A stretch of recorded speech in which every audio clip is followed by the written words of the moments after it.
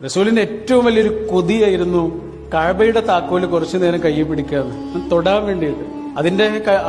അതിന്റെ ഉടമസ്ഥരായ ഒരു കുടുംബമുണ്ട്. അതിൽപ്പെട്ട ഒരാളുടെ കയ്യിലാണ് ഇപ്പോ ആ താക്കോലുള്ളത്. അയാളോട് ചെന്നിട്ട് ചോദിച്ചു, ആ താക്കോല് കുറച്ചു നേരം എനിക്കൊന്ന് തരുമോ?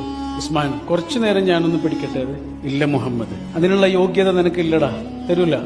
റസൂല് പിന്നെയും ചോദിച്ചു, കുറച്ചു നേരം, തൊടാനാണ്.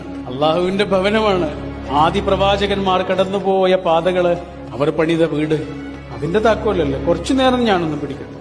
തരൂല മുഹമ്മദേ, നിനക്കതിനുള്ള യോഗ്യത ഇല്ലടാ.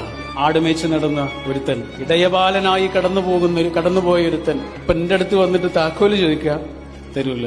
നബി ഇങ്ങനെ നിന്നിട്ട് വളരെ ശാന്തമായി അദ്ദേഹത്തോട് പറഞ്ഞു, അതെന്റെ കയ്യിൽ എത്തുന്നൊരു ദിവസമുണ്ട് ഉസ്മാൻ, ഈ താക്കോല് എന്റെ കയ്യിൽ എത്തുന്നൊരു ദിവസമുണ്ട്, അന്നത് എന്ത് ചെയ്യണമെന്ന് ഞാൻ തീരുമാനിക്കും. ഇല്ല മുഹമ്മദ്, അങ്ങനെ ഒരു ദിവസം ഉണ്ടാവില്ല.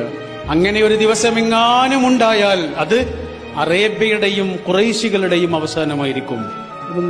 അതൊന്നുമല്ല. അറബികളും ഖുറൈശികളും അന്ന് നല്ല നിലയിൽ തന്നെ ആയിരിക്കും.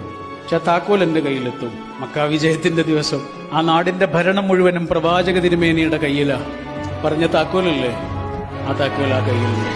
ആ താക്കോൽ ആർക്ക് കൊടുക്കുമെന്ന് എല്ലാവരും ആകാംക്ഷയോടുകൂടി ഇങ്ങനെ നോക്കി നിൽക്കുന്നുണ്ട്. എല്ലാവരും ആഗ്രഹിക്കുന്നുണ്ട്, എനിക്ക് തന്നെങ്കിൽ. അലി റളിയല്ലാഹു അൻഹു ഒക്കെ പരസ്യമായിട്ട് തന്നെ പറഞ്ഞു, പ്രവാചകരെ എനിക്ക് തരുമോ, അതെന്നെ ഏൽപ്പിക്കുമോ എന്ന് ചോദിച്ചു. ഇല്ല. അവിടെ കൂടിയ ആയിരക്കണക്കിന് മനുഷ്യരിൽ നിന്ന് ഒരാളെ ഇങ്ങനെ വിളിച്ചു, എന്റെ കയ്യിലേക്ക്, ഉസ്മാൻ ഇബ്നു തൽഹ. നമ്മൾ പറയൂലേ, എനിക്കൊരു അവസരം കിട്ടട്ടെ, ഞാൻ കാണിച്ചു തരാം. ഇങ്ങനെ പറയൂലേ.